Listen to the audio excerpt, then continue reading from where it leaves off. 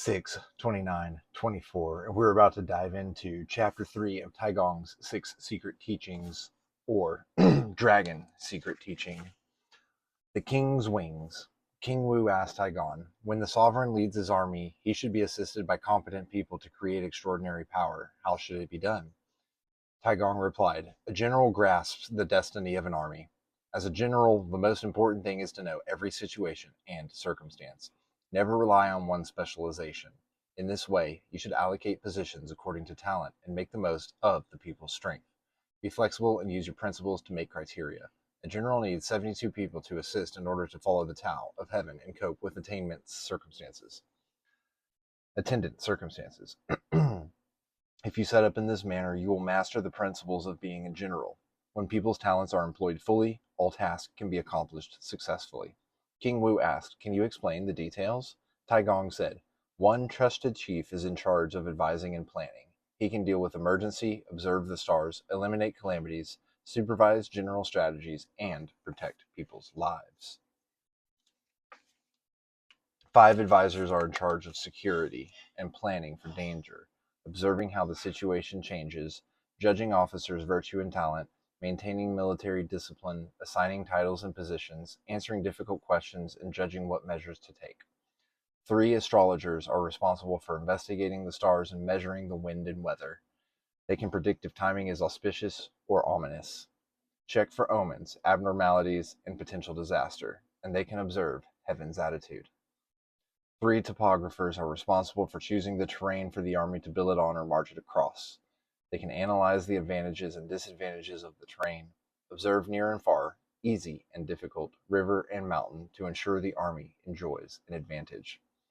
9 strategists are responsible for discussing the similarities and differences of situations, analyzing the reasons for success and failure, inspecting the weapons, and uncovering those who disobey orders. 4 supply officers are in charge of managing supplies and storage. They ensure the flow of rations and the collection of military supplies and make sure there are no shortages. 4 frontline officers are in charge of selecting brave soldiers, allocating superior weapons, and organizing shock troops for rapid attacks. 3 signal officers are responsible for the flags and the drums of the army. They ensure signals are correct and create fake signals to confuse the enemy. 4 peripheral officers are responsible for important and difficult tasks. They dig ditches and build moats to defend against the enemy. 2 staff officers make up for implementing the general's shortcomings and rectify the general's mistakes. They receive guests, answer questions, eliminate disasters, and resolve conflicts. 3 officers of authority are responsible for carrying out the strategy of deception. They set up unusual traps and snares without being recognized by the enemy. Their tactics are endless. 7 information officers are responsible for interacting with the outside world. They observe the movements, situations, and circumstances of the enemy and the direction of the wind. 5 claw and tooth officers are responsible for raising the prestige of your army and motivating your soldiers. In this way, soldiers can take risks, face challenges, and attack the enemy's elite troops without doubt or fear. 4 feather and wing officers are responsible for promoting the reputation of your general in order to frighten your neighboring countries and weaken their morale. 8 roaming officers are responsible for instigating disloyalty among the enemy's officers, spying on conflicts, manipulating their people's thoughts, observing their intentions, and carrying out espionage activities.